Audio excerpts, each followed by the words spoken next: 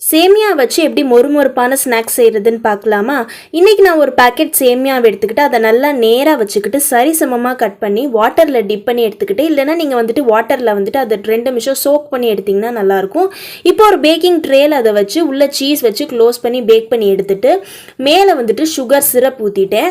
Toppings வந்துட்டு உங்களுக்கு என்ன பிடிக்குதோ வச்சுக்கோங்க. நான் வந்து பிஸ்டாச்சியோ வச்சுருந்தேன். இந்த பைனாப்பிள் ரெசிபி பார்க்குறதுக்கு முன்னாடி இந்த வீடியோ பிடிச்சிருந்தா மறக்காமல் லைக் பண்ணிவிட்டு சேனலை சப்ஸ்கிரைப் பண்ணி வச்சுக்கோங்க. பைனாப்பிளில் சுற்றி இருக்கிற லேயர்ஸை நல்லா க்ளீனாக பீல் பண்ணி எடுத்துருங்க. இப்போ வந்துட்டு ப்ரௌன் சுகரோட உங்களுக்கு என்னென்ன ஸ்பைசி மசாலாஸ் பிடிக்குமோ அதை ஆட் பண்ணிவிட்டு பைனாப்பிளில் நல்லா கோட் பண்ணிவிடுங்க. நம்ம ஷவர்மாவை எப்படி வந்துட்டு நல்லா பேக் பண்ணி எடுப்போமோ அதே மாதிரி இதையும் நம்ம பேக் பண்ணி எடுத்துக்க போகிறோம். ஸோ அந்த கிறிஸ்டல் பார்ட்டிகல்ஸ்லாம் நல்லா கேரமலைஸ் ஆகி செம்ம எம்மியாக இருக்கும். இந்த கார்லிக் பிரெட்டை தான் எப்படி செய்ய போகிறோம் நாளைக்கு பார்க்க போகிறோம். அது மட்டும் இல்லை, ஹேண்டில் இந்த ஹோம்மேட் க்ரீம் ப்ரூலி ரெசிபி இருக்குது, செக் பண்ணி பாருங்கள்.